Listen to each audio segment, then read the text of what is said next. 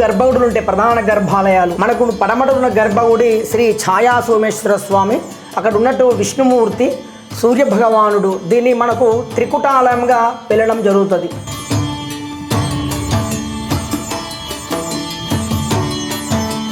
శ్రీ ఛాయా సోమేశ్వరాలయంగా పేరు రావడం జరిగినది. ఛాయ అంటే ఒక నీడ. టెంపుల్ వచ్చేసి మనకు 1050 సంవత్సరాలండి. కాకతీయుల సామంతులు, కుందూరు చోళులు నిర్మాణం చేయడం జరిగినది.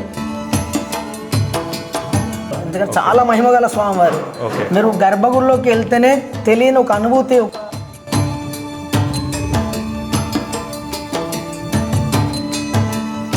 బ్రహ్మసూత్రం ఉన్న స్వామి దగ్గర ఒక లైన్స్ ఉంటాయి సార్, గీతలు ఉంటాయి అన్నట్టు. అంటే శివలింగాలు అన్ని చోట్ల ఉంటాయి, కానీ ఆ లైన్స్ అనేది రేర్గా ఉంటాయి. అలాంటి శివలింగాలు దర్శనాలు చేసుకుంటే మీరు 1,000,000 శివలింగాలు దర్శనం చేసుకున్నట్టు ఆ భాగ్యం అన్నది పొందుతారు అన్నట్టు. మనకు మెటల్ సౌండ్స్ వస్తున్నట్టు, అంత స్టోన్స్, ఒక్కొక్క ఫిల్లర్స్ ఒక్కొక్క డిఫరెంట్ సౌండ్స్ వస్తాయి.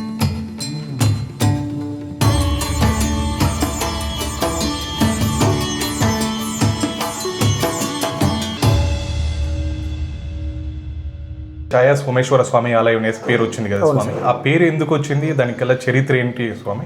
ఎందుకంటే ఇక్కడ మనకు 3 గర్భగుడులు ఉంటాయి, ప్రధాన గర్భాలయాలు. మనకు పడమట ఉన్న గర్భగుడి శ్రీ ఛాయా సోమేశ్వర స్వామి, అక్కడ ఉన్నట్టు విష్ణుమూర్తి, సూర్య భగవానుడు. దీన్ని మనకు త్రికుటాలయంగా వెళ్ళడం జరుగుతుంది. ప్రధాన గర్భాలయంలో శ్రీ ఛాయా సోమేశ్వరాలయంగా పేరు రావడం జరిగినది. ఛాయ్ అంటే ఒక నీడ. మార్నింగ్ 7 o'clock నుంచి మొదలు పెడితే ఈవినింగ్ 5:40 వరకు ఒకే స్థిరంగా ఆ ఛాయ పడడం కూడా జరుగుతుంటుంది. మనకు వచ్చేసి ఈ మండపంలో 18 స్తంభాలు ఉంటాయండి. ఇప్పుడు మనం చూస్తే ఇక్కడ ప్రధాన గర్భాలయంలో లైట్ బంద్ చేయడం జరిగినది. ఇంతకుముందుకు లైట్ ఆన్ చేసినప్పుడు ఛాయ మాత్రం నీడ కనబడదు. ఇప్పుడు కూడా లైట్ బంద్ చేస్తేనే ఈ గుడికున్న ప్రాముఖ్యత, ఈ ఛాయ పడడం కూడా జరుగుతుంటుంది. మనం చూస్తే ఒక స్తంభాకారంలో పడుతుంటుంది. మనకు ఉదయము మార్నింగ్ 7 o'clock నుంచి ఈవినింగ్ 5:40 వరకు ఒకే స్థిరంగా ఉండడం జరుగుతుంటుంది. మీరు 18 స్తంభాలలో ఏదో ఒక స్తంభం మీద పడుతుంటుంది, కానీ ఏ స్తంభం మీద మాత్రం అంతు చిక్కని రహస్యం. ఎందుకంటే మనకు ఆఫ్టర్నూన్ 1 o'clock వచ్చినా సరే ఆ స్తంభం కనబడుతుంది.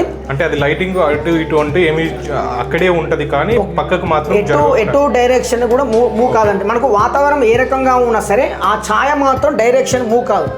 శివుడి పైన ఆ ఛాయ ఉండడం జరుగుతుంది. ఒక వర్షం కానీ మబ్బు కానీ సన్లైట్ మారుతున్న కొద్దీ ఛాయ కూడా మారుతుండాలి ఇక్కడ, కానీ ఇక్కడ ఎటు డైరెక్షన్ మూవ్ కాదు. ఒకవేళ వర్షం కానీ మబ్బు కానీ ఉన్నా సరే మనకు సూర్యోదయం ఒక దిశ కాకుండా ఉత్తరాయణంలో దక్షిణాయంలో మనకు దిశ మార్చుకుంటా సూర్యోదయం అయిన కొద్దీ ఆ ఛాయ మాత్రం ఎటు డైరెక్షన్ కూడా మూవ్ కాదు. 365 days కనబడుతుంది. ఓకే, అంటే మార్నింగ్ 7 నుంచి ఈవినింగ్ 5:40 వరకు కూడా అక్కడ నీడ వచ్చేసి మూవ్ అయితే అవ్వదు, మూవ్ కాదు, ఒకే చోట మాత్రమే ఉంటుంది. ఓకే, అంటే దానికల్లా కారణాలు ఏంటంటే మీ శాస్త్రం ప్రకారం ఏం చెప్తారు స్వామి? కారణం ఏంటంటే మనకు ఇక్కడ శాసనం ప్రకారం ఉన్నదంటే ఎదురుగా సూర్య భగవానుడు అండి. ఓకే, సూర్యుని ఒక ధర్మపత్ని ఛాయాదేవి. ఓకే, శనీశ్వరు ఒక తల్లి. ఓకే, ఆమె ఛాయాదేవి ఎప్పుడు కూడా అఘోరమైన తపస్సు చేస్తుంటది శివుని గురించి. ఓకే, ఆమె తపస్సు చేస్తుంటే ఆ తపస్సుకు బోలాశంకరుడు ప్రత్యక్షమయ్యారు. నువ్వు ఎప్పుడు తపస్సు చేస్తున్నావు కదా, నా పైన నిల్చేటట్టు, శ్వాసగా నా పైన నిల్చేటట్టు ఆమెకు ఒక వరం ఇచ్చారు. ఆమె వరం పొందింది, శివుడిచ్చిన వరం పొంది శివుడి పైన ఛాయాదేవిగా కొలువడం కూడా జరిగినది. ఎందుకంటే వాస్తవానికి మీరు స్తంభం మీద కూడా ఆ స్తంభం మీద అనేది మర్చిపోవాలి, కానీ స్తంభం మీద కాదు, ఛాయాదేవిగా కొలువైంది శనీశ్వరు ఒక తల్లి. ఎందుకంటే మనకు నరదిష్టున్న ఇంపార్టెంట్, ఇంకా చాలా వరకు నరదిష్టి ఉండడం కానీ, పనులు కాకపోవడం కానీ, నరదిష్టి కానీ జరుగుతుంటుంది. మనకు పని ఉద్యోగం రాకపోవడం కానీ, పాణిగ్రహం విషయం జరగకపోవడం కానీ, ఏలాంటి శని అంట మనం ఏంది, మన బయటకు వెళ్తే ఏందిరా మనకు శని పట్టింది, మనకి ఈ పని కావట్లేదు మనం అనుకుంటాం. ఎందుకంటే ఛాయాదేవి శనీశ్వరు తల్లి కాబట్టి ఛాయాదేవి దర్శనం చేసుకుంటే మనకు ఏలాంటి శని ఉన్నా కూడా తొలిపోవడం జరుగుతుంది.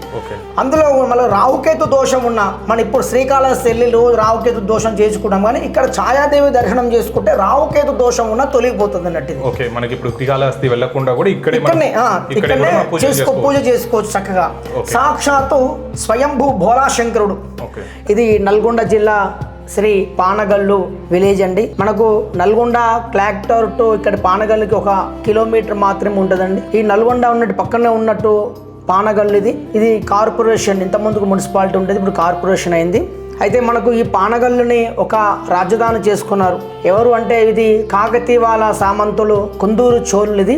ఇది ఒక పానగల్లుని ఒక రాజధాని చేసుకొని నల్గొండ, పానగల్లు, మహబూబ్ నగర్, ఖమ్మం ఇవన్నీ కూడా వీళ్ళు పాలించడం జరిగినది. అంటే మనకు కాకతీవాల సామంతులు కుందూరు చోళులు దీని ఒక పానగల్ని 3 దేవాలయాలు కూడా చక్కగా నిర్మాణం చేయడం జరిగినది. ఎందుకంటే శ్రీ వెంకటేశ్వర స్వామి, శ్రీ పచ్చల సోమేశ్వర స్వామి, శ్రీ ఛాయా సోమేశ్వర స్వామి టెంపుల్ వచ్చేసి మనకు 1050 సంవత్సరాలండి. 11-12వ శతాబ్దము ఇది చోళులు నిర్మాణం చేయడం జరిగినది. ఒకప్పుడు ఈ దేవాలయం మొత్తం ఫస్ట్లో ఒక 50 సంవత్సరాల వరకు 2005 వరకు కూడా ఇదంతా శిథిలావస్థలో ఉండేది. అక్కడ భక్తులు రావడం కానీ ఇటువంటి కూడా చాలా ఇది ఒకప్పుడు డెవలప్మెంట్ అంటే ఇటువంటి ఏం లేదండి. ఓన్లీ ఇక్కడ స్వామివారి పూజలు అభిషేకాలు చేసి చక్కగా మేము వెళ్ళే వాళ్ళం. 2016లో ఒక కృష్ణా పుష్కరాల సందర్భంగా ఇక్కడ ఉన్నట్టు పానగల్లు, ఇక్కడ ఉన్నట్టు శ్రీ ధరేశ్వరము, కనగల్లు దీని ఒక 3 ఘాట్లు ఏర్పాటు చేసి ఒక 50 లక్షలతోటి పుష్కర ఘాట్ ఏర్పాటు చేసి ఇక్కడ పుష్కరాలు 11 రోజుల వరకు నిర్మించడం జరిగినది. ఎందుకంటే ఫస్ట్లో ఇదంతా కూడా ఎంత కూడా ఏం లేకుండేది. చాలా ఒక 30 ఎకరాల నుంచి 26 ఎకరాల వరకు గుడి ల్యాండ్లో ఉండేది. కాకపోతే ఎంత కూడా ఆక్యుపై చేయడం జరిగినది. ఇప్పుడు ప్రస్తుతానికి దేవాలయం ఉన్న భూమి ఏంటంటే 2 ఎకరాలు మాత్రమే ఉన్నది. ఎందుకంటే ప్రభుత్వ దృష్టికి మేము తీసుకెళ్లడం కూడా జరిగినది. కాకపోతే ఈ ప్రభుత్వం పైన, ఈ దేవాలయం పైన కొంచెంగా కాస్త దృష్టి పెట్టినట్టయితే ఇది ఒక ప్రపంచవ్యాప్తంగా వెళ్ళడం జరుగుతుంది. ఎందుకంటే ఇప్పుడు కూడా ఈ దేవాలయము యునెస్కో గుర్తింపు వస్తే మాత్రం చాలా మన మినిస్టర్ వాళ్ళు ఇక్కడ దీనికి తీసుకురావడం, యునెస్కో గుర్తింపు తీసుకొస్తే అని చెప్పడం జరిగినది. ఎందుకంటే ఇది హెరిటేజ్ సంబంధించింది. అదేవిధంగా ఆర్కియాలజీ డిపార్ట్మెంటు, ఎండోమెంట్ డిపార్ట్మెంటు ఒక కమిటీ ద్వారా దీని యొక్క దేవాలయము అభివృద్ధి చేయడం జరుగుతున్నది. ఇటు గుడి మాత్రం ఎప్పుడు ఓపెన్ ఉంటుంది, దేవాలయానికి చక్కగా దర్శనం చేసుకోవచ్చు. ఓకే, అంటే 365 రోజులు కూడా టెంపుల్ ఓపెన్ ఉంటాయి. ఏమన్నా చంద్రగ్రహం, సూర్యగ్రహం ఉంటే మాత్రం బంద్ చేయడం జరుగుతుంది.